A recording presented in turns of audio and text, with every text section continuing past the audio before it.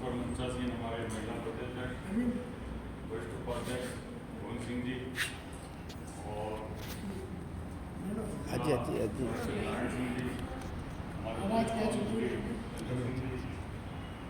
महिला जिलाध्यक्ष अरुणा जी और कार्यकारी जिलाध्यक्ष आज हमने रविंद्र जी ने किया और हमारे बीच में आप सभी जिले की विधानसभा क्षेत्र की महिलाएं पदाधिकारी मौजूद हैं। आप सभी को पता होगा कि आज का जो प्रोग्राम है वो संगठन के पदाधिकारियों के लिए नहीं बैठा है और काफ़ी लंबा समय हो गया है। अपने जोधपुर में प्रोग्राम के बाद में शाम महोत्सव के बाद में संगठन की बैठक को काफ़ी लंबा समय हो गया था और दीपावली एक त्यौहार है और इस त्यौहार के बहाने आज जो स्नेह में प्रोग्राम रखा गया है उसमें हम कुछ संदेश जो है प्रदेश स्तर से वो मैं आपके बीच में 2-3 लाइनों का विषय रखूँगा। विषय पे आप आगे चल के आपको सबको अपने अपनी राय और मत और डिस्कशन देना है कि हमें आगे उसके लिए क्या करना चाहिए। जैसा कि आप सबको पता है सोशल मीडिया के जरिए से और मीडिया के जरिए से कि आने वाले समय में नवंबर में हम एक राष्ट्रीय रावण राजपूत प्रतिनिधि सम्मेलन रखने वाले थे और वो सम्मेलन हम बिरला ऑडिटोरियम में रखने वाले थे और बिरला ऑडिटोरियम में कंटिन्यूसली मार्च 2023 तक बुकिंग होने की वजह से हमने उसकी डेट 2 अप्रैल 2023 रख दी है जिसमें हम राष्ट्रीय अधिवेशन करने वाले हैं नए रावण राजपूत समाज। और ये अधिवेशन के 3 मुख्य मुद्दे हैं। पहला मुद्दा तो है कि जाति आधारित जनगणना होनी चाहिए राष्ट्रीय स्तर। उसके बारे में आपको ब्रीफ कर दूं और मैं बार बार पहले भी कि जाति आधारित जनगणना क्यों आवश्यक है। जिस स्टेट में जिस सरकार में यदि जाति के आधार पर काउंटिंग नहीं है तो आप ये मान के चलिए कि जो रिजर्वेशन हमें ओबीसी के नाते मिल रहा है, जो 21% हमें बचा हुआ रिजर्वेशन मिल रहा है, इसका दायरा कभी भी बढ़ नहीं पाएगा जब तक कि हमारी संख्या सामने नहीं है। इसलिए जाति आधारित जनगणना हमारे अकेले समाज के भले के लिए नहीं है, पूरे ओबीसी वर्ग के भले के लिए। तो ये पहला हमारा मुद्दा है जो राष्ट्रीय स्तर पर लागू होगा। दूसरा जो मुद्दा है हमारा वो है राजस्थान की जो ओबीसी की सूची है उसमें क्रम संख्या 11 पर दरोगा, रावण राजपूत, वजीर, वजीर की 4 शब्द लिखे हुए हैं।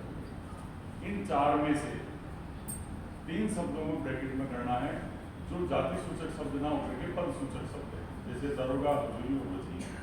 ये पदनाम थे, ये कोई जाति नहीं है, लेकिन ये थोपी गई है अनावश्यक रूप से सामंत काल के अंदर हमारे पर और इसी वजह से हमारे पिछड़ेपन की पहचान हुई है। तो इस थोपी हुई पदनाम पद सूचक जातियों को हम ब्रैकेट में करवाना चाहते हैं। इसको हम हटवाना नहीं चाहते हैं। हटवाना इसलिए नहीं चाहते हैं कि अगर ये हट गई तो आपके रेवेन्यू रिकॉर्ड के अंदर से यही जातियाँ पदनाम जाति जो है पद सूचक जाति आपके रेवेन्यू रिकॉर्ड में जाति के रूप में दर्ज है। और अगर हमने इसको ओबीसी से हटवा दिया तो निश्चित रूप से आपका रिजर्वेशन खत्म हो जाएगा पूरा और आपको नाम मात्र का रिजर्वेशन रह जाएगा जो राम राजपूत टिकट का उनका। इसलिए हम इसको ब्रैकेट में रखवा करके संशोधन करवाना चाहते हैं। ये हमारा सेकंड मुद्दा है। और तीसरा हमारा जो सबसे बड़ा मुद्दा है वो है टीएसपी क्षेत्र। जैसे कि टीएसपी क्षेत्र के बारे में हम लोग टीएसपी क्षेत्र में नहीं इसलिए नहीं जानते हैं, लेकिन राजस्थान के 8 जिले की टीएसपी क्षेत्र में आते हैं और उनमें से 3 पूर्ण जिले हैं, डूंगरपुर, बांसवाड़ा, उदयपुर, फिर कुछ प्रतापगढ़, फिर चित्तौड़गढ़, सिरोही, जालौर तक।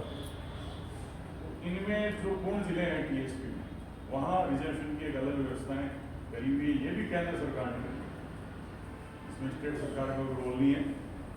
तो केंद्र सरकार ने ये व्यवस्थाएं दी है कि संपूर्ण रिजर्वेशन पॉलिटिक्स का वो एसटी को दे दिया और 45% नौकरी में रिजर्वेशन दे दिया और 5% एससी को दे दिया। उसमें ओबीसी अब गायब हो गया। पहले कुछ समय पहले ओबीसी को राजनीति में रिजर्वेशन था, जैसे पंचायत और निकाय चुनाव में वोटिंग निकलती ओबीसी उसमें पहले रिजर्वेशन था, लेकिन अभी कुछ समय से वो रिजर्वेशन खत्म हो गया और टोटल सीटें सारी एसटी में बढ़ गई। तो ये जो विसंगति आई है बहुत बड़ी कि जिसकी 45% क्वांटिटी है जिस कम्युनिटी वो 100% रिजर्वेशन ले रही है, इसे बोलते हैं संवैधानिक भाषा में आरक्षण की विसंगति। तो इस विसंगति को दूर करने के लिए हमने तीसरा मुद्दा लिया है अब ये जो सारी विसंगति और रिजर्वेशन के जो मुद्दे हैं, ये एंड में जाकर के जाति आधारित जनगणना के ऊपर आ जाते हैं कि जितनी आपकी संख्या होगी उतनी आपकी भागीदारी होनी चाहिए, लेकिन संख्या की गिनती मेरे कहने से नहीं मानी जाएगी। क्या आज मैं कहता हूँ 6% ब्राह्मण राजपूत हैं, हम जानते हैं, हम सब जानते हैं कि 6% हैं, हम चाहे तो कर सकते हैं, लेकिन ऑथेंटिक रूप से सरकारी आंकड़ों में, कागजों में कहीं भी ये लिखा नहीं कि हम 6%। इसलिए जो ये ज्वलंत मुद्दे हैं, इस मुद्दों पे राष्ट्रीय सेमिनार कहिए या पदाधिकारी का प्रतिनिधि सम्मेलन कहिए, कुछ भी कहिए, लेकिन जो समाज हित की जो बातें हैं उसको लेकर के महासभा राष्ट्रीय अधिवेशन करेगी, वो अप्रैल 2023 में। तो ये प्रमुख मुद्दे मैंने आपके बीच में रखे हैं, आपके कुछ समझ में आएंगी थोड़ी बहुत बातें, इस पर ही आपसे डिस्कशन होना और इस पर ही आपसे राय मांगी। अब आप बात करते हैं कि 2 अप्रैल की घोषणा तो हमने कर दी, लेकिन राजस्थान सरकार के हाथ में एक मुद्दा है जो वो क्लियर कर सकती है, और वो ये है कि ओबीसी की सूची में क्रम संख्या 11 पर संशोधन कर। तो जैसे हमने दौरे किए जिलों में, 4-5 जिलों में अभी दौरे किए थे पिछले महीने, अभी फिर कल से दौरे स्टार्ट करने बूंदी और भिलवाड़ा के। तो राज्य सरकार का मानस है कि ये डिमांड हमारी ये पूरी कर सकती है। तो अगर ये डिमांड पूरी हो जाती है बीच में, तो हम दिसंबर या जनवरी में अचानक आपको बुला सकते हैं। इसलिए ये जो तैयारी है आज सम्मेलन की, उसमें ये तैयारी है कि वो डेट कभी भी 3-4 दिन पहले हमें मिल सकती है, और उस डेट में जब ये घोषणा होती है तब आपको एक बार सबको जयपुर आना पड़ेगा। उसमें 1000 प्रतिनिधि महासभा के चाहिए पदाधिकारी, जो हम मौजूद रहे। घोषणा अब तक चाहे एसटी में संशोधन की बात हो, चाहे ओबीसी में संशोधन की बात हो, या समाज को लेकर जो भी आंदोलन किए, अब तक सब में महासभा ने पहल की है, और महासभा को हर सरकार ने रेस्पॉन्स दिया है, चाहे सरकार किसी की रही हो। इस बार भी जो उपलब्धि मिलेगी वो हमारे इसी अधिवेशन और अपनी इसी मांग को लेकर के मिलेगी। इसके लिए कोई 1000-2000 या 10-20-50,000 लोगों की आवश्यकता नहीं है इकट्ठा करने की। सिर्फ सरकार को पता चलना चाहिए कि समाज जाग गया है, समाज को क्या, और ये बात बताने के लिए 1000-2000 लोग भी काफ़ी होते हैं इकट्ठा होकर के अपनी बात को नहीं सकते। तो इसके दौरान एक सूचना और दे दूँगा कि मार्च के अंदर हमारा प्रोग्राम में भीलवाड़ा में करीब 1 लाख लोगों का इकट्ठा, हमारी 2.5 लाख की पॉपुलेशन है पूरी भीलवाड़ा लोकसभा में। उस भीलवाड़ा लोकसभा में हम जमकर की तैयारी करने वाले हैं मार्च के अंदर 1 लाख ब्राह्मण राजपूतों का सम्मेलन। तो वो सम्मेलन उस राष्ट्रीय अधिवेशन से पहले होगा, और उस सम्मेलन की तैयारियाँ आपको दिखने लग जाएगी थोड़े समय में।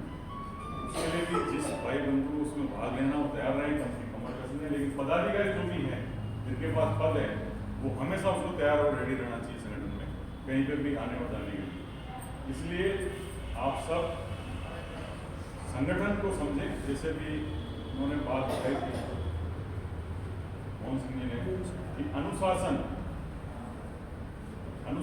जिस संगठन में होता है वो संगठन हमेशा नंबर 1 पे चलता है, और यही महासभा की उपलब्धि रही है कि हम डिसिप्लिन में रहे। इसीलिए आज जो बचे कुचे लोग जो है वो डिसिप्लिन में, अनुशासन में, और जिन्होंने अनुशासन तोड़ा वो बॉर्डर के पार गए, और बॉर्डर के पार जाने के बाद उनका पता भी नहीं है कि वो कहाँ है। इसलिए कोई भी संगठन हो, मैं अपनी महासभा की बात नहीं कर रहा, पॉलिटिकल संगठन भी हो, बिना डिसिप्लिन के तो वो भी नहीं चलते। वहाँ भी डिसिप्लिन जो दौड़ता है पॉलिटिक्स से बाहर चला जाता है। ये तो समाज का संगठन है, यहाँ ना तो मैं आपको पेंशन दे रहा हूँ, ना सैलरी दे रहा हूँ, ना आप मुझे कोई पेंशन और सैलरी दे रहे हैं, और ना मुझे आपकी बदौलत कोई पेंशन मिलने वाली सरकार से। इसलिए हम सब जो कर रहे हैं वो निस्वार्थ सेवा कर रहे हैं समाज में। आज आपसे योगदान ले लेकर के जो प्रोग्राम किए हैं 2-3 लोग, उसके पीछे जो मूल भावना है वो ये है कि वो प्रोग्राम आपने किए हैं, आपकी टीम ने किए हैं, महासभा उसका एक निमित्त है, कारण है कि महासभा ने आपसे करवाया।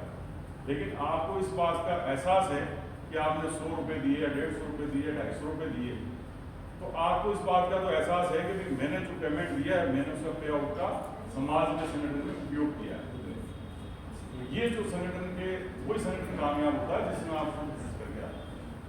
आज भी जो अधिवेशन होने वाला है, हम ऐसे घर घर जाके पर्चा काटने वाले नहीं है चंदे की के 10 रुपये 20 रुपये 100 रुपये 500 रुपये चंदे के सीधे काट मिल जाए। जिसको आना है वो अपना 2000 रुपये जमा कराएं जिलाध्यक्ष को, विधानसभा अध्यक्ष को, किसी भी प्रदेश पदाधिकारी और अपना बुक कराए कि मैं चलने को तैयार हूँ। और मैं पदाधिकारी को प्रेशर कर रहे हैं। ऐसा भी नहीं कि हम 500 लोग बुला रहे हैं, 50 लोग 60 लोग 100 लोग जो भी आप आते हैं पदाधिकारी वो अपनी इच्छा से आए, दबाव से प्रेशर से ना आए। जब वहाँ आए तो आपको लगना चाहिए कि मैंने 2000 रुपये पे आउट किया है, मैं अपने खर्चे से आ रही हूँ या मैं आ रहा हूँ और अपने खर्चे से मैं जग गया हूँ। मैंने जो काम करवाया महासभा में, जो महासभा ने जो काम किए हैं उसमें मेरा पूरा आर्थिक रूप से भी योगदान है तन मन धन के साथ। तो ये भाव आपके अंदर रहना चाहिए, इसकी फीलिंग आपके अंदर होनी चाहिए। नहीं तो आजकल चल क्या रहा है कि गांव से तो चंदा बटोर लेते हैं, 20 आदमी बैठ करके बस भर के ले आते हैं जिसका 1 रुपया नहीं देता हूँ। ऐसे नेतागिरी आजकल समाज में और राजनीति में चल रही है कि पैसा किसी और का मजे किसी और के हो रहे। तो ये वाली बात जो है महासभा में नहीं, अपना खुद का मजा लेना है तो खुद ही पैसे करते हैं, नहीं कर सकते तो अपने बैठे बैठे यही एंजॉय करें, कोई दिक्कत नहीं। लेकिन संगठन से भी जुड़ते हैं तो डिसिप्लिन और अनुशासन बने। इसी बात को मैं अपना विराम देता हूँ यहीं पे संगठन में। और मैं चाहूँगा कि आपके अंदर से आप बोले, आज प्रोग्राम है हमारा, तो आपके खुद के व्यूज भी हमारे बीच में आते हैं। हमारे बीच में युवा कार्यकर्ता नरेंद्र सिंह जी मौजूद हैं, तो मैं चाहूँगा खड़े होकर के सबको अपना परिचय दें। नरेंद्र सिंह जी, जैसा कि मेरी बहुत अच्छी बात गोपाल सिंह ने रखी हमारे बीच में, महासभा ने नाम को पूरे राजस्थान में पहुंचाया 98 के बाद में, मारवाड़ से बाहर निकाल के। मारवाड़ का मतलब मारवाड़ नहीं, जोधपुर से बाहर निकाला, जोधपुर से नागौर लाए, बाढ़ में जैसलमेर ले गए, उसके बाद यहाँ से डूंगरपुर वहाँ छोड़ा, चित्तौड़ भिलवाड़ा, नाम को वहाँ जब पहुँचाया हमने तो निश्चित रूप से आप सोचिए कि कोई प्लानिंग होती होगी। आज कोई भी कंपनी अपना ब्रांड सेल करती है तो उस ब्रांड को जब बनाती है तो उस ब्रांड में क्या क्या चीज़ें उपयोग में लाई गई, तो जब तक आप पब्लिक में नहीं रखेंगे वो आपका ब्रांड बिकेगा नहीं। इसी तरीके से जब हम राणा राजपूत समाज के शब्द को जोधपुर से बाहर निकालने के लिए जब हम तैयार हुए 98 में, तो सबसे पहले हमने सारी पुस्तकें पढ़ी थी। उसमें सबसे महत्वपूर्ण पुस्तक जो मुझे लगी है, इसमें कोई कंट्रोवर्सी नहीं है, वो है भ्रांति निवारण। वो पुस्तक मैंने उस जमाने में मेरे स्कूल की लाइब्रेरी की जो अलमारी थी उसके अंदर एक छोटी ऐसी थी जिसमें नीमक में खा चुकी थी। मेरे ख्याल से वो ऐसी पुस्तक लग रही थी जैसे आखिरी मुझे मिली हो। उसके बाद में मैं जब अभी कुछ 2-3 साल पहले मैं जब गया था गोपाल सिंह के पास में, एक भ्रांति निवारण करके पुस्तक है, उसको हमने रिराइट करना चाहिए। तो इन्होंने अचानक से वो पुस्तक मेरे सामने निकाले, हमने प्रिंट में इन्होंने छपा के रखा, शायद 40 या 50 रुपये की कॉस्ट है, उसकी ज़्यादा लंबी कॉस्ट भी नहीं है। मैंने इनसे उसी वक्त 1 या 2 प्रतियाँ खरीदी थी, ये इन्होंने मुझे गिफ्ट में दी थी, वो आज मेरे पास पड़ी। मैंने उस पुस्तक को पढ़ लिया, उस जमाने में पढ़ लिया था। एक जय सिंह जी बघेल ने लिखी है पुस्तक, लेकिन वो जय सिंह जी बघेल वाली में मैं ज़्यादा नहीं कहूँगा कि वो शब्द पे ही पूरी पुस्तक घुमा रहे थे कि रावणा शब्द कैसे बना, क्या बना। शॉर्ट एंड स्वीट बात है कि जब दयानंद सरस्वती हमें, इन्होंने बहुत अच्छी बात बोली कि इतिहास पढ़ना चाहिए, हिस्ट्री पढ़नी चाहिए। हम किसी संगठन को चला रहे हैं, उसके नाम से अगर हम वाकिफ नहीं है तो संगठन में रहना ही बेकार है, पहली बात। दूसरी बात कि जिस समाज से हम जुड़े हैं, जिस समाज के नाम पे हम चल रहे हैं, उस नाम की भी हमें डेफिनेशन मालूम होनी चाहिए। और ये बहुत बड़े दुर्भाग्य की बात है समाज के अंदर, जो मुझे कहते हुए अब शर्म भी नहीं आती। और मैं बार बार कहता हूँ कि ऐसे लोग समाज के संगठनों को चला रहे हैं जो रावणा शब्द का मतलब भी नहीं जानते, अर्थ भी नहीं जानते। उनको ये भी ज्ञान नहीं है कि कौन रावणा राजपूत है और कौन राजपूत है, और उसकी पूजा और भंडारे लगाने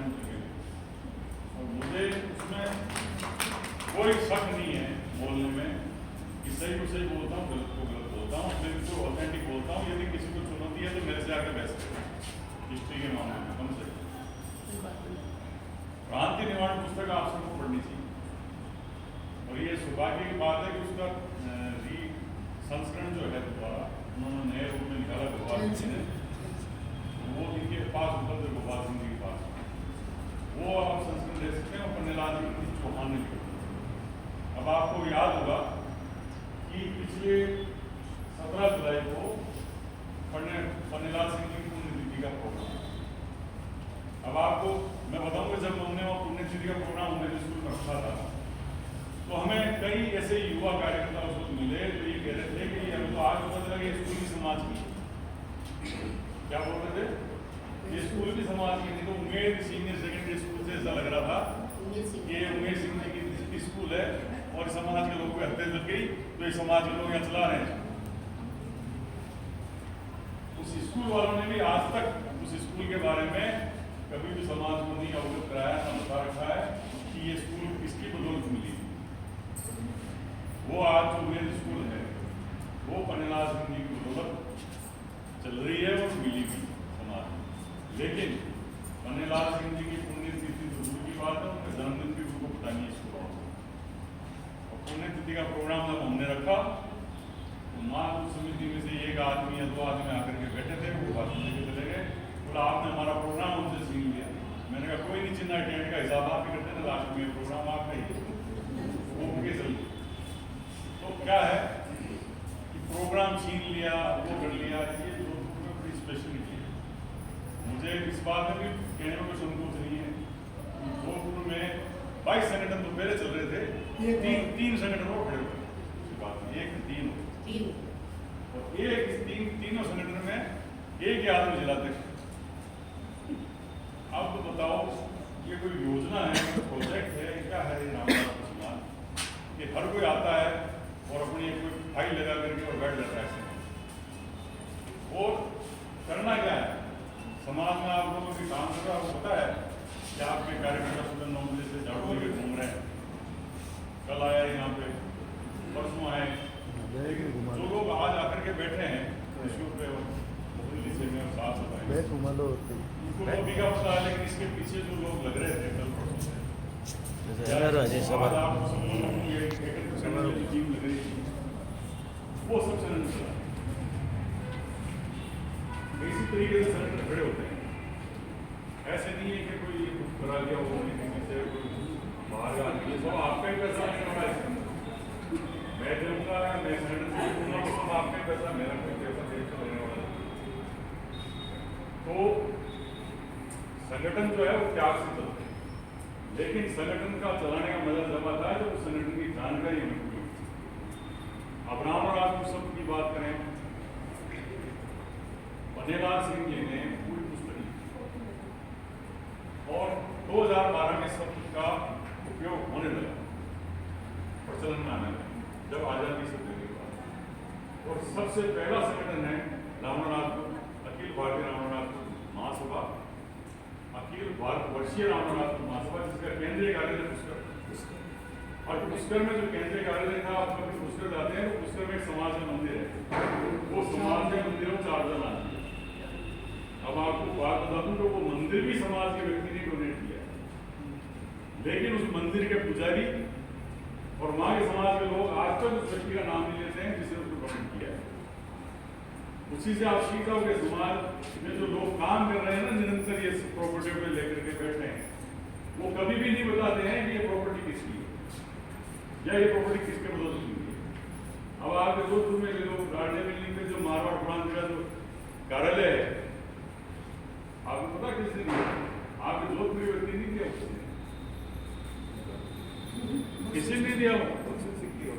डिग्गी कामदार जो डिग्गी के रहने वाले हैं, उन्होंने आकर के आपको डोनेट किया है समाज के लिए। उन्होंने जमीन भी खरीदी, बढ़ा के भी दिया, और उस जमाने में 27,000 रुपये, 28,000। लेकिन उसमें भी बख्श सिंह जी की फोटो, पुण्यतिथि और जन्मतिथि कोई नहीं बनाता।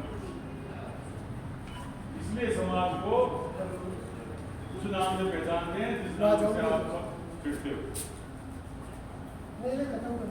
यह हकीकत है। आज ये इतने सेनेटर बढ़ रहे हैं फटाफट स्पीड से, इसलिए बन रहे हैं कि समाज में ऐसी क्वालिटी कि लोग तैयार बैठे हैं कि कब वो आप 20 लोग मिलो और 20 लोगों से कैसे वो व्यापार करें, उनको टेक्नोलॉजी आ गई। हमने सामूहिक सम्मेलन, परिषद सम्मेलन समाज में इसलिए चालू किए थे कि समाज में एक अवेयरनेस आए, लोगों को पता चले कि रावण राजपूत समाज सामूहिक सम्मेलन कर रहा है। आज मैं कह रहा हूँ कि जितने बड़े इतिहास छोड़ के रखते हैं हमारा, तो हम तो उनके आगे सरेंडर हो जाएंगे। पहला सम्मेलन हमने 108 लोगों महापुरा में किया था कृषि प्रवृत्ति। आप मानेंगे नहीं, हकीकत कह रहा हूँ, हमने पैम्पलेट में लिखा था कि शराब पी करके कोई आ गया तो 2000 रुपये उसका जुर्माना है और उससे मार पीट के हम बाहर निकाल देंगे, उसकी घरवाली गारंटी बोझ रहे हैं उसका काम है। पूरे कार्यक्रम में 1 लाख लोग उसमें शामिल होते, 108 लोग कृषि उपज मंडी पूरी भर गई, पूरी अपने उसमें रामदास या अग्रवाल को मैं एज चीफ गेस्ट लेके आया, नहीं लाया तो उसको 20 लाख रुपए देने की उन्होंने घोषणा करी और उन्होंने दिए। उन 20 लाख में से कुछ कंप्यूटर हमने उन्हें जिसमें भी खरीद के दिए थे। आज तक मुझे पता नहीं कि कंप्यूटर को कौन चला रहा है। एक सामुदायिक केंद्र हमने इंदुपुरा में बनवाया, किशन तट में, कुछ पैसे हमने पार्लियामेंट जैसलमेर में दिए। तो इस समाज में काम करने वाले की कोई कदर नहीं है। ये अपने हीरो ऐसे ढूंढ के लाता है बिल में से जिनका कोई हता न होता हो। ये ऐसे ऐसे लोगों को भूमियादी बढ़ा के बिठाते हैं जिनका उनका हुआ पता नहीं होता, बैकग्राउंड क्या है। और ये दुर्भाग्य की बात है समाज के लिए कि समाज में इतने आइडियल होने के बावजूद भी आइडियल दूसरों में ढूंढते हैं, दूसरे समाज के जाति के लोगों को ला ला के उसकी पूजा करते हैं, उसकी माला पहनाते हैं, उसकी अगरबत्ती नारियल लगाते हैं और बड़े गर्व से कहते हैं कि हम रावण राजपूत हैं, जबकि सबको पता है कि समाज के उसको लेना देना नहीं है। मेरा नाम लेने की आवश्यकता नहीं है, आवश्यकता जानते हैं। और महासभा इस मामले में नंबर 1 है कि वो पहले बता देती है कौन अपना पढ़ाया। लेकिन जो व्यक्ति खुद अपने पुरखों को नकारता है ना, वो व्यक्ति अपने माँ बाप को भी नकार सकता है। इसलिए हम भी चुपचाप बैठे हैं क्योंकि पता नहीं सारे ऐसे होंगे, इसलिए हम भी कुछ नहीं बोल रहे। हकीकत यह है कि आप एक चीज़ है कि आप मार्केट में कोई चीज़ खरीदिए, आदमी क्या देखता, क्वालिटी देखता, क्वांटिटी भी देखता। तो क्वालिटी पे विश्वास रखिए, क्वांटिटी पे मत जाइए। और क्वालिटी पे आप विश्वास रखेंगे तो आपका शहर भी बना रहेगा और सामने वाले का प्रोडक्ट भी चलता रहेगा। यदि आप क्वांटिटी के साथ भागेंगे तो आपको पता नहीं चलेगा कि आपको कब कौन सा रोग लग गया है भीड़ के पीछे। इसलिए कई कड़वी बातें हैं, नहीं कहनी चाहिए। इतिहास दृष्टि की बात चली थी, मैं तो धन्य मानता हूँ कि आपको पता नहीं है, अखबार निकलता है कितने लोगों का आता आपने बात करना, किसी नहीं आता। अब आप इनसे आज इनका नंबर लो और अपना अखबार उठाओ, इसमें आपकी सारी एक्टिविटी कवरेज होती है। आज आप बैठे हो, इसकी सारी फोटोग्राफी ये तो काम कर रहे ना। ये महासभा ने 98 में स्टार्ट किया था, 4 पैसे के बाद रावण पत्रिका के नाम से। उस अखबार को नहीं चलाता तो मैं उसका 4 साल तक वो अखबार हमने भेजा लोगों को, कोई पैसे कुछ दिए नहीं। तो शुरू में मेंबर बने थे, एक बार मेंबर बन जाते हैं, उसके बाद कोई मेंबर बनता नहीं। फिर हमारी आदत पड़ जाती छापने की, हम छाप करके बांटते रहते हैं पैसों से, धीरे धीरे धीरे वो जेब से बच पड़ते हैं। फिर वो अखबार ला करके फिर बंद किया, फिर हमने स्टार्ट किया। फिर वो 4 पेज का, पहले 8 पेज का था, फिर 4 पेज का। तो ये जो अवेयरनेस और क्रांति आई है गाँव में समाज, ये देखनी चाहिए। किसी के फेसबुक से या किसी के मरने से नहीं आई कि कोई मर गया इसलिए उसकी क्रांति आ गई था समाज में। अगर हम प्रैक्टिकल में आ जाएंगे बात करेंगे तो आप प्रमाणित कर देंगे कि समाज में क्रांति किसी के वजह से नहीं आती है, कलम से क्रांति आती है। और हमेशा क्रांति कलम से ही आई है, चाहे देश की आज़ादी की बात कर लो, चाहे समाज के आगे बढ़ने की बात कर लो। ये फालतू की बातें और बकवास करते हैं जो भी लोग करते हैं, ये फलाना व्यक्ति की वजह से समाज जाग गया, फलाना व्यक्ति आया तो समाज हो गया। मैं कह रहा हूँ कुछ नहीं, जब तक आप पढ़ेंगे नहीं और अगला लिखेगा नहीं और अगला कुछ ढंग से आपको कोई प्रेजेंटेशन नहीं करेगा, आपके अंदर कोई क्रांति नहीं आने वाली। लिखा हुआ शब्द ही याद रहता है, बोला हुआ शब्द कभी याद नहीं रहता। इसलिए आप ज़्यादा से ज़्यादा पढ़ा कीजिए, हिस्ट्री को पढ़ें। अब मैं आपको एक छोटी सी बात बताता हूँ। अभी नरेंद्र सिंह जी ने एक अच्छी बात कही कि अपमानजनक शब्द मैंने कभी नहीं लिखा दरोगा के लिए अपमानजनक। हमारे जो अलावा जो संगठन है ना, वो उन सबको अपमानजनक बताता है, इनको दरोगा महासभा ने कभी उनको अपमानजनक नहीं कहा। महासभा ने कहा कि पद सूचक शब्द पदवियां और पदवियों को जाति के ऊपर लेकिन ये पदवियां अपमानजनक नहीं है। लेकिन हमारे जो विपरीत संगठन चला रहे हैं ना, वो लोगों ने प्रचार क्या कर दिया, अपमानजनक शब्द से मुझे लिखा जा रहा, बोला जा रहा, ये करा। अब उनसे पूछो कि क्या बोला जा रहा है, तो उनसे उनको पता ही नहीं। अब मैं बताता हूँ हकीकत के वो लिखा क्या जा रहा है। इन पद सूचक जातियों के पीछे जो इतिहास लिखा जा रहा है, वो इतिहास रावण समाज का इतिहास नहीं है। वो इतिहास लिखा जा रहा पासवानों का इतिहास। पासवानों समझते हैं आप, पासवान पढ़ाए पासवान और पढ़ाइयों का जो इतिहास है वो आपके पद सूचक जाति के आगे लिखा जा रहा है। और वो इसलिए लिखा जा रहा है कि षड्यंत्र पूर्वक इसकी जो स्टार्टअप हुआ वो आपके जोधपुर शहर से हुआ। और ये दुर्भाग्य की बात है कि 22,3 संगठन होते हुए भी जोधपुर शहर में वो पुस्तकें धड़ल्ले से बिक रही है। जिसके भी शंकर सिंह जी कह रहे थे कि अपने इलाज कर देते हैं, हम गए थे एक बार इलाज करने पुस्तकालय में, माफीनामे तो मेरा आइडिया दे रखे उन्होंने, लेकिन पुस्तक में अभी तक संशोधन नहीं कराऊंगा। और उनकी पुस्तकों में जो गड़बड़ है उसको हमने पकड़ा कि 1831 की पुस्तक जो लिखी गई थी मुल्ता नैंसी मर्दमशुमारी रिपोर्ट। मर्दमशुमारी रिपोर्ट का मतलब होता है जनगणना की रिपोर्ट जाति के बारे में। वो लास्ट 1830 की जनगणना थी। उस पुस्तक में चेला चाकों के बारे में टिप्पणी की, बोला सब उसको यहाँ के जो आपके रिजाइने से गत सिंह थी, इनके यहाँ जो लाइब्रेरी है जहाँ सारा साहित्य रखा गया पुराना, उन लोगों ने क्या कहा, एक यहाँ पे हायर किया एक माड़ी जिसका नाम था जगदीश सिंह सिसोदिया, वो राइटर बन गया। और उससे जगदीश सिंह सिसोदिया से वो सारी पुस्तकें रिराइट करवाई गई और उसने ही वो षड्यंत्र पूर्वक सारी इतिहास बदल गई। तो करवाने वाले और करने वाले को पता है। और तीसरा हमें पता, हमने पढ़ने वाले हैं, तो हमने वो उनकी हेर फेर को पकड़ लिया था कि 1831 की पुस्तक में रामलाल शब्द का नाम कहाँ से आ गया, जो शब्द 1912 में आया। उसको हमने चैलेंज चुनौती दी, तब उन्होंने माफी मांगी। उन्होंने पहले माफी नहीं मांगी, उन्होंने पहले मेरे को मेल डाला कि जो हमने क्या हिस्ट्री लिखी है वो सही है।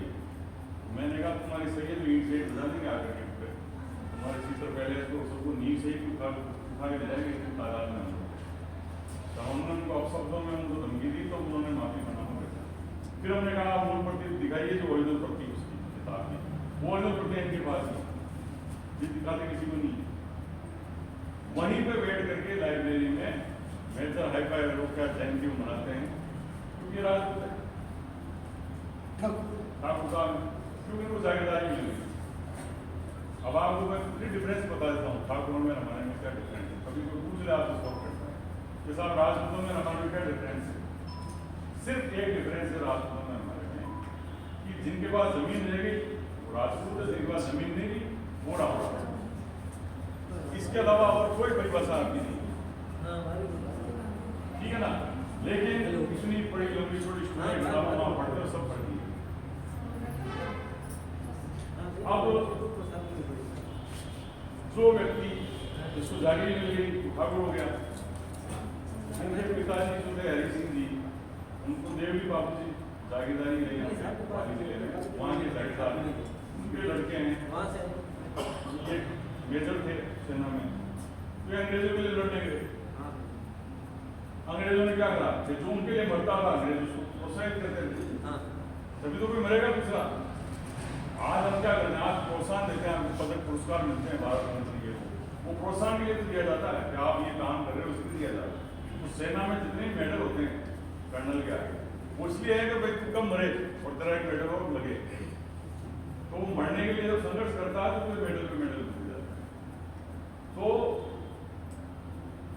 जब कोई उनके लिए लड़ा अंग्रेजों के लिए जाकर के पास, तो उन्होंने इस तरीके से एक सही स्मारक बना करके सम्मान दिया। तो लोग और प्रेरित हुए कि हमें मरना चाहिए अंग्रेजों के लिए। अब आप एक चीज बताइए कि आपने हिस्ट्री तो पढ़ी हुई, देश की आजादी में कैसे अंग्रेजों से या अंग्रेजों के साथ रहने में, तो यहाँ तो हिस्ट्री का फर्क समझ लो कि हम जिसको भी मान रहे हैं या मना रहे हैं वो किसके साथ था, आपके साथ था या अंग्रेजों के साथ? जिसके आप गुलाम थे वो उनके साइड थे या आपकी साइड थे? पहले बात इसी विचार करो। दूसरा विचार करो ये समाज में थे तो समाज में क्या किया। जैसे पन्नेलाल सिंह जी ने तो बहुत कुछ किया। पन्नेलाल सिंह जी ने पूरी हिस्ट्री समाज की लिख दी और ये नाम रावण समाज का नाम आपके अंदर छोड़ के चले गए। या आप एजुकेशनल स्कूल दे गए, सुमेर कन्या पाठशाला भी उन्हीं की बदौलत मिली हुई पीछे। उन्होंने तो समाज बहुत कुछ दिया, अभी उन्होंने क्या दिया? अभी मैं बोलूँगा आप हंसोगे। उन्होंने क्या किया? एक घोड़ा रख रखा है जो चलता है और लीड करता है, ठीक है, वहां बैठ के समाज पाठ पूजा करता है। ये समाज का दुर्भाग्य है कि समाज को पहचान नहीं है कि कौन अपने हैं कौन पराए। आज आपकी पत्रिका निकलती है उसके कौन रखे पन्नेलाल सिंह की फोटो दी है, वो फोटो को भी लोग ये समझते हैं कि वो फोटो इनकी होगी, इनके उठावे की फोटो होगी, लेकिन वो है पन्नेलाल सिंह की फोटो।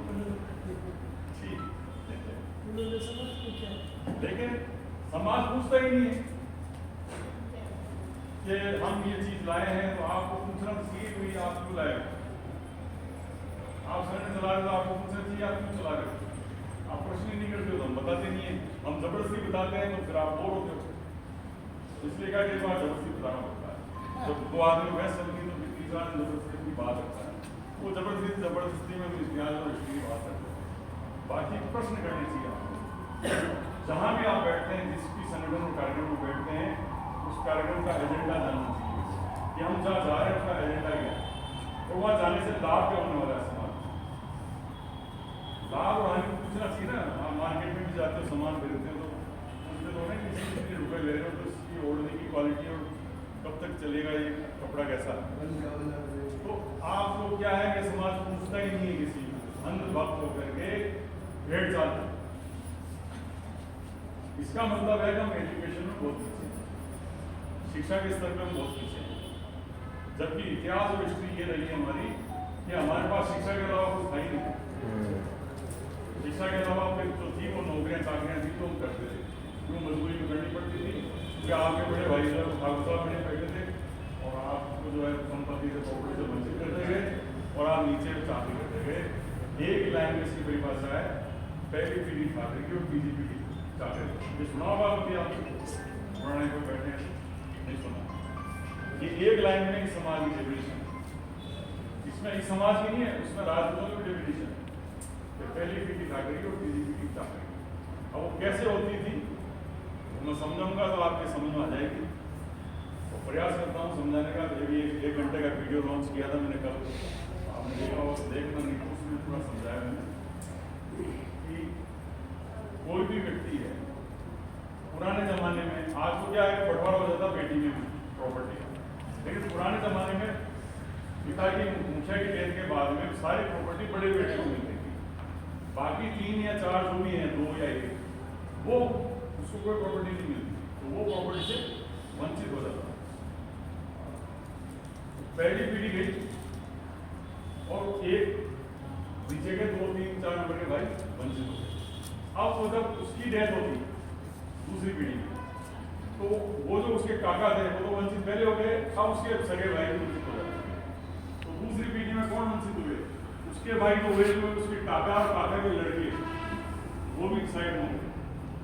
फिर तीसरी पीढ़ी आई, फिर तीसरी में वो गया, तो तीसरी में फिर वो उसके सगे भाई वंचित हुए, वो उसके जो दादा परदादा और काका ताऊ जो थे ना, वो सब उस प्रॉपर्टी से वंचित हो गए।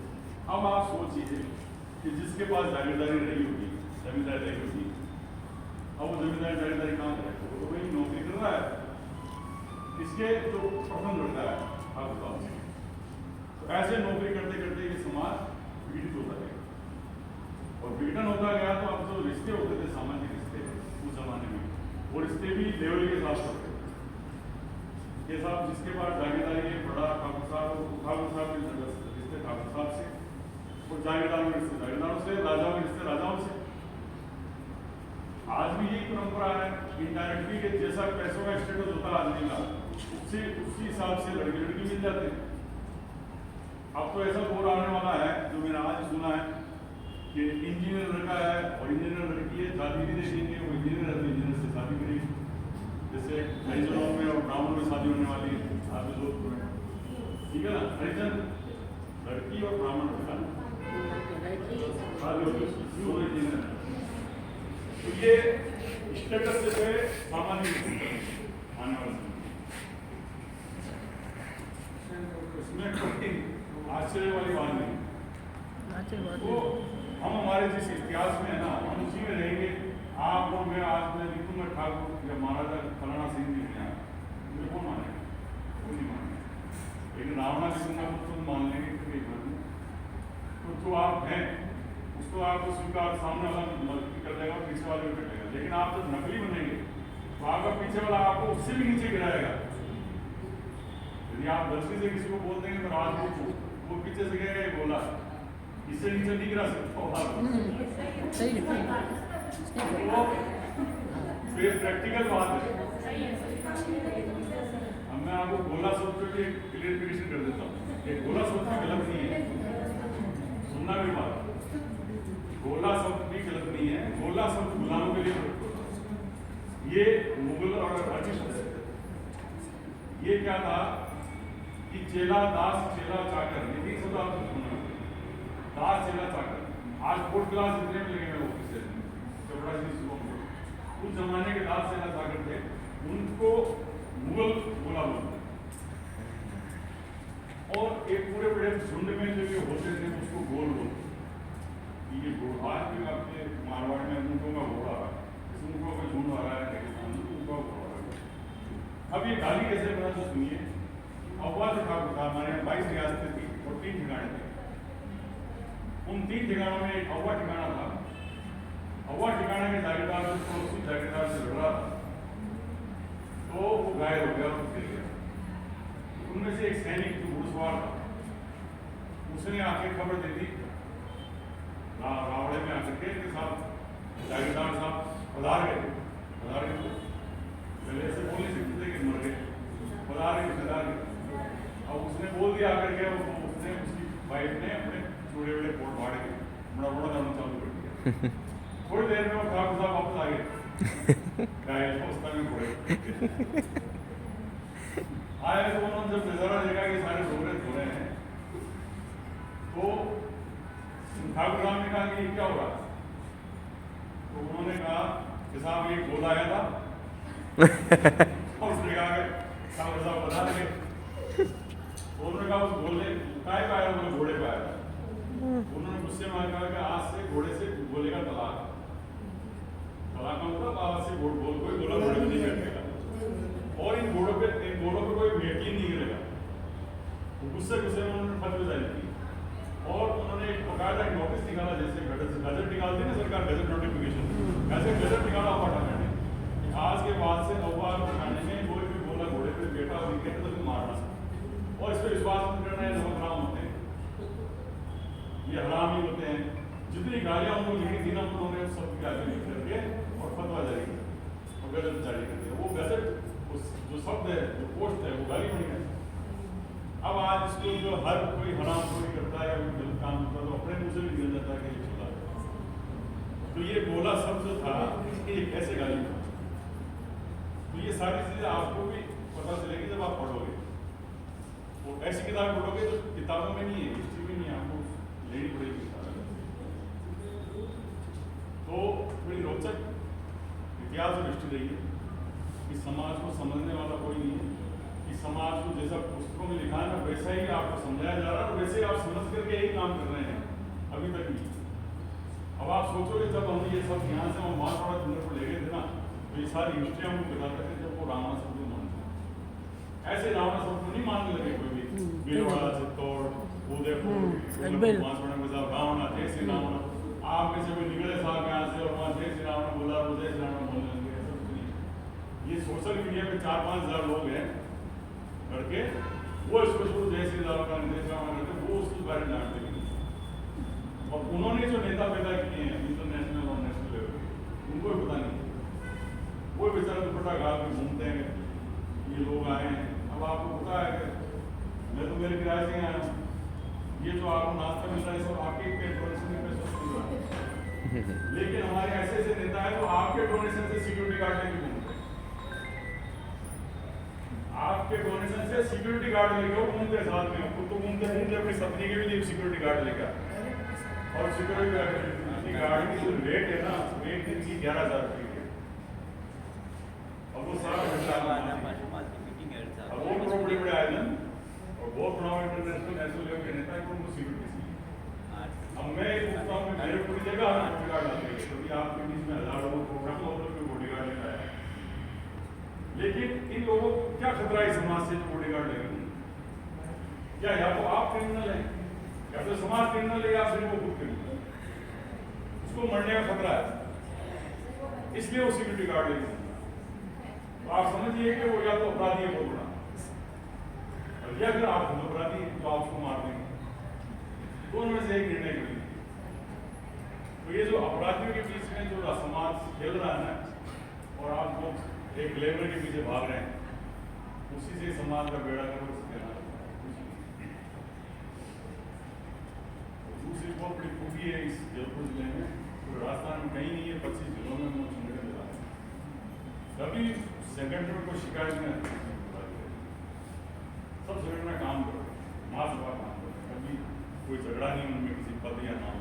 लेकिन आप जोधपुर में तो सबसे ज्यादा झगड़ा नाम पद बुलाना निमटाना काटना ये सारी मारामारी यही है सारी।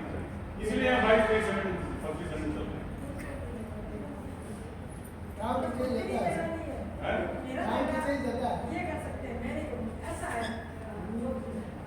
स्पेशल है साहब, मैं पिछले जनवरी से देख रहा हूँ यहाँ पे, मैं तो पिछले साल 20-22 साल से देख रहा हूँ, लेकिन जनवरी से तो मैं सक्रिय रूप से लग गया।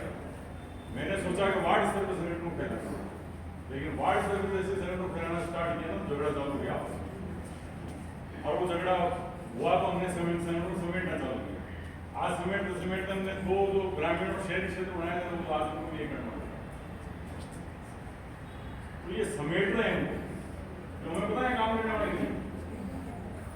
और एक आदमी ऐसा जो 3-3 पद लेके बैठा है जिलाध्यक्ष के, पता नहीं क्या क्या चलाया हो। तो समझ में नहीं आ रहा कि करना क्या चाहते हैं, समाज में काम करना चाहते हैं या समाज में पद ले करके कोई अपने बिजली कार्ड छपाना चाहते हैं। क्योंकि मेरे पास 3 संगठनों के पद है, काम तो एक पद से भी कर लेगा और बिना पद के भी कर लेगा। 8 साल मैंने महासभा में काम किया, मेरे पास कोई पद नहीं था। 8 साल बिना पद के मैंने काम किया, ये सब गवाह हैं। फिर बाद में जिला संगठन बना, फिर युवा अध्यक्ष बना, फिर ऐसे नहीं होता। काम करोगे आपके काम से आपकी पहचान होगी। पद तो हमने जो दिया आपके पास पद है ही, फिर उस पद का उपयोग तो जब होगा जब आप कोई मीटिंग आयोजित करो पद देना। अब पद ले लो, आप मीटिंग नहीं करो तो उस पद किस काम का। इसलिए जो आज जो लोग बुलाएंगे ना भीड़ नहीं बुलाएगी। आपने सबने देखा होगा सब एक दूसरे पदाधिकारी बैठे हैं, फिर भी कुछ पदाधिकारी एब्सेंट है 20-25-30%। नहीं आए हुए किसी कारण से आज फ्राइडे है तो 30% पदाधिकारी फिर भी एब्सेंट है महिलाओं। तो हम चाहते तो भीड़ बढ़नी होती तो मैं एक मैसेज वायरल करता तो वैसे भी 10-15 और बढ़ जाते थे। लेकिन हमने ये कहा कि इंडिविजुअल कार्ड देना, इंडिविजुअल फोन करना, फोन करके एक तो आप फोन करना सीखें, नीचे का पदाधिकारी बड़े वाले करे, बड़े वाले नीचे बैठे, और फोन से आप कम्युनिकेट करिए। संगठन की जो रचना है विधानसभा और जिले की, उसकी की गई है कि जिलाध्यक्ष अकेला पूरे जोधपुर नहीं संभाल सकता था, इसलिए विधानसभा में बांटा सकती है। अब 3 विधानसभा में आपको जो बांटा गया है तो एक विधानसभा के नीचे 60-60 वार्ड अध्यक्ष है वार्ड अगर करना चाहें तो हमने वार्ड वितरण कर दिया आपके लिए। अब वो जो विधानसभा के 20-25 महिलाएं या 15 महिलाएं कोई नहीं से बढ़ेगा। जिला अध्यक्ष के बाद 20-25 महिलाएं और विधानसभा के बाद 10-15 महिलाएं हैं। अगर वो अपनी अपनी ही टीम को संभाल के रखें तो संगठन चलता रहेगा। लेकिन हमारी क्या आदत है कि हम बैठे हैं इधर, हम बात करते हैं सुने उधर क्या चल रहा है, उधर वैसे हो रहा वैसे हो रहा, अपना पता ही नहीं नीचे क्या हो रहा। अपना अपना ध्यान रखते संगठन चलाएंगे तो संगठन बदलेगा। अगर आप दूसरे का ध्यान रखें अपना संगठन चलाएंगे तो आपका खुद का हो जाएगा। साफ कहना सुनी रहना सिस्टम है ये। तो मैं मेरे संगठन को नहीं देखूंगा, मैं मेरा अपोजिशन वाले संगठन को देखता रहूंगा कि वहाँ क्या चल रहा है, मेरे पीछे क्या चल रहा है, दूसरे के साथ हो जाएगा। इसलिए हम तो हमारा पूरा ध्यान रखते ही हैं कि हमारे नीचे क्या चल रहा है। लेकिन उसको मैनेज कैसे करते हैं हम हमारे साथ तो मैनेजमेंट करना सीखें तो आप अध्यक्ष पद पे रह करके चला पाएंगे। मैनेजमेंट अगर आपको नहीं आता है तो फिर आप धीरे धीरे धीरे सबसे कट जाएंगे। कोई आपको बाहर से आगे नहीं काटेगा, तो हमारा काम तो पद देना। हम पद देने के बाद ये थोड़ी कहते हैं कि उसको निकालो, मैंने तो पद दे दिया, आज के बाद उसको निपटाना चाहता हूँ तो मैं पद ही को दूंगा, निपटाना ही। इसलिए पद जब देते हैं तो बहुत सोच समझ के दें और देने के बाद में उसको निपटाने की नहीं सोचें, उसको बनाए रखने की सोचें, तब ये संगठन चलेगा। और कोई संशय हो, किसी की कोई बात हो तो मुझे बता सकता है। बाकी अब जो टीम है अपने आपके सामने कार्यकारी जिलाध्यक्ष रविंदर जी हैं, गणेश सिंह जी उपाध्यक्ष हैं। अभी पुरुषों में मैं चाहूँगा कि आप गणेश जी रविंदर जी बैठ करके कमललाल जी जो भी नए लोग जिले की जो टीम है आज भी बना दूँगा कि आप एक आज एक साथ निकाल देंगे। किसी को हटाना है, बोलना है, करना वो आप अपना डिसाइड कर लें। आप भी आप तय कर लेंगे जिलाध्यक्ष के साथ बैठ के ये कोई कौन काम करना चाहती है, कौन नहीं करना चाहती, जबरदस्ती अपनी से क्यों करें। तो जितनी अपने पास लिमिट में महिलाएं रहेंगी उतनी कंट्रोल में, जितने लिमिट में पदाधिकारी रहेंगे उतने कंट्रोल में।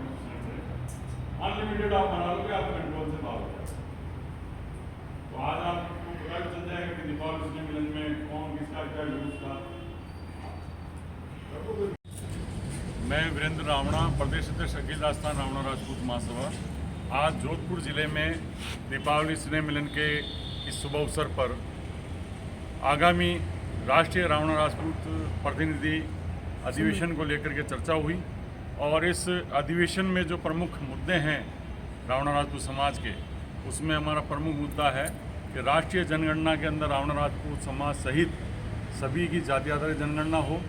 दूसरा हमारा मुद्दा था कि राजस्थान की ओबीसी की सूची में क्रम संख्या 11 पर जो नाम दर्ज हैं दरोगा, हजूरी, वजीर, रावणा राजपूत, इनमें से रावणा राजपूत को बाहर रखते हुए दरोगा, हजूरी और वजीर को ब्रैकेट में किया जाए। और तीसरा हमारा मुद्दा था कि जो टीएसपी क्षेत्र हैं उन टीएसपी क्षेत्र में संपूर्ण रूप से ओबीसी का रिजर्वेशन ख़त्म कर दिया गया है और रावणा राजपूत समाज एक ओबीसी में आने वाली सबसे बड़ी कमज़ोर और अत्यंत पिछड़ी जाति है। इस नाते इस बहुत बड़ी विसंगति को ख़त्म करने के लिए टीएसपी क्षेत्र के जो नियम कानून कायदे केंद्र सरकार ने बनाए हैं उनमें आरक्षण की विसंगति को देखते हुए संशोधन की आवश्यकता मानते हैं और ये हमारा तीसरा मुद्दा रहेगा हमारे राष्ट्रीय अधिवेशन में। और चौथा हमारा कार्यक्रम रहेगा कि महासभा का हम राष्ट्रीय स्तर पर विस्तार करें। और इसी के साथ जो है हम आज की इस दीपावली स्नेह मिलन के कार्यक्रम को रखा गया है। धन्यवाद।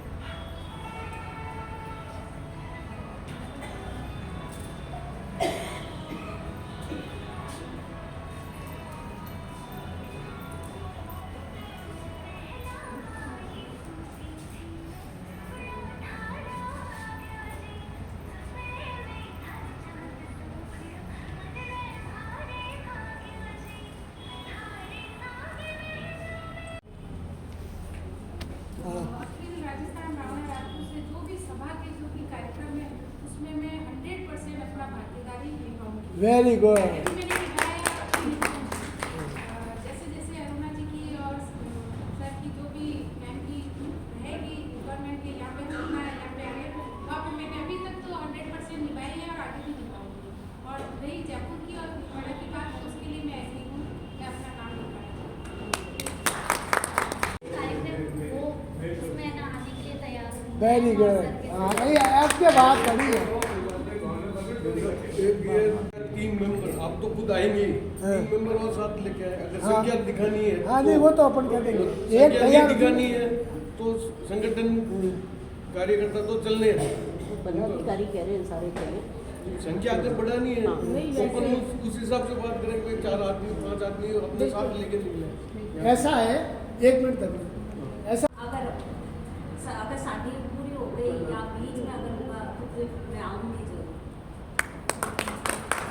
पड़ेगी। और वो बस आपको बहुत महंगी पड़ेगी, बस से जाना और बस से आना।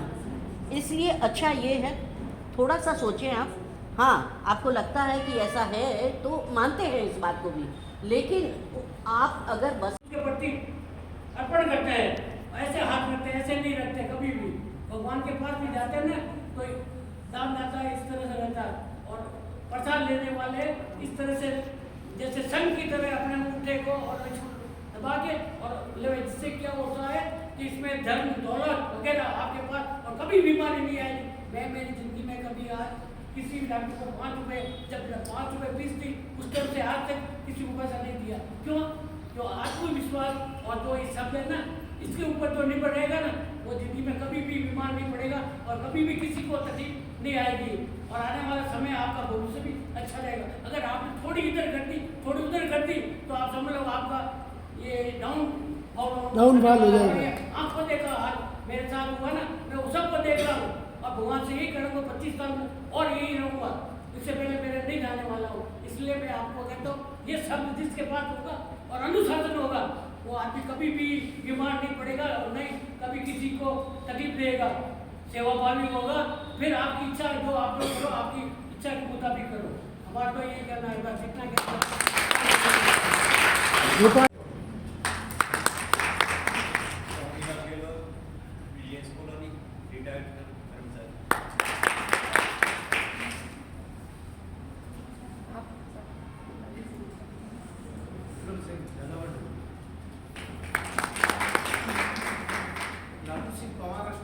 जश्न तरह घाटी के लगभग काम करता हूँ, रिटायर हो गया। आईटी के सामने लक्ष्य वो जिसी का काम होता है वहाँ से वापस वही करना है।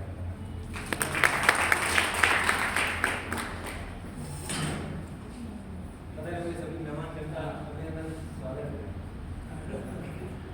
दीपावली और नववर्ष की आपको शुभकामनाएं। मेरा नाम युवराज सिंह चौहान है, मैं बाढ़ से हूँ और यहाँ जोधपुर हाईकोर्ट